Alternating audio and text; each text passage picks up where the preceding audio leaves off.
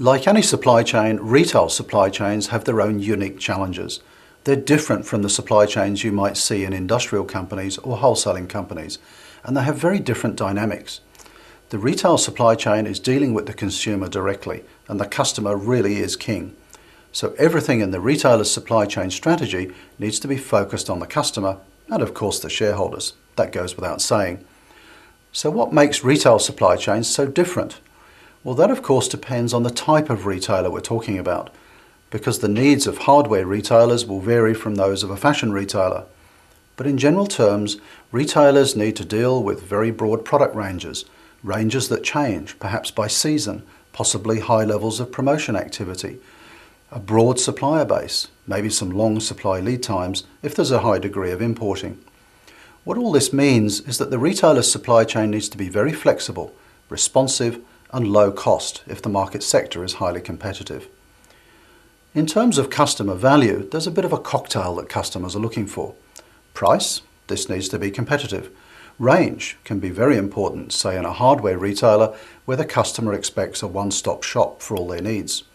Service, customers will quickly go elsewhere if service is consistently poor. Quality, well, that's a given. Availability is probably one of the key customer expectations, particularly for advertised or promotional products. Convenience is also a key component, and the brand can be important depending on the retail sector. And lastly, fashion can play a key role. So these are the ingredients of our customer value cocktail. Then there's the emotional aspects such as in-store look and feel. So for those managing the retail supply chain, delivering this cocktail of customer needs is the key to success, but doing it at the lowest possible cost. If we look at a generic retail supply chain broken down into the main areas of cost, it looks like this. These costs will of course vary by company and sector, and they're just an example. By far the biggest cost is the cost of goods, or COGS, often 60 to 70% of total sales. That's why retailers place so much focus on buying well. It's where they can make the biggest gains. Next, we have the inbound logistics costs. These are the costs associated with getting product into the retailer's distribution network from suppliers. Typically, this is about 2 to 7% of sales. Then we have the retailer's own internal logistics operations, operating warehouses and delivery to the retail stores. Typically, this is in the range of 3 to 5% of sales. Then we have in-store logistics. This is all the product handling that takes place at the back dock, the stock room, and replenishing stock out onto the retail floor. This is typically 3 to 6% of sales and can be the largest part of the store labour cost. Finally, and one that people often forget, we have the opportunity cost, often in the range of 2 to 6% of sales.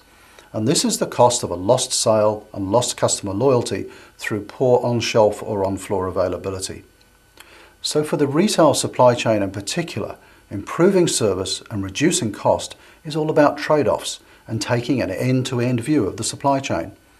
Many retailers take their eye off the ball by focusing too much on specific functions rather than the end game of service and cost. For example, buying in large quantities from suppliers to get a lower unit cost. But what's the end-to-end impact? COGS will go down, but inventory levels will go up. Handling costs may go up, and we might face a higher level of markdowns as we try to sell through all the stock. As another trade-off example, we might adopt a policy of allocating all stock on receipt, that is, pushing all the stock out into the retail stores rather than allowing them to request it. This reduces warehouse costs and reduces inventory holding, but it pushes stock levels higher at the retail stores, increases store handling costs. It can also reduce stock availability, as stock levels will vary all over the store network and some stock will get stranded at lower sales stores. And again, this can lead to higher levels of markdown to clear the stock. So for those managing the retail supply chain, things can often be more complicated than in other industry sectors.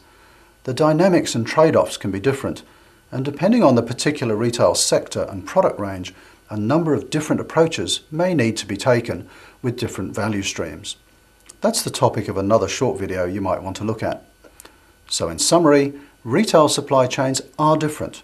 They need to be very focused on the customer's needs and on reducing costs. But most importantly, they need to be managed from an end-to-end perspective so as not to sub-optimize any one function.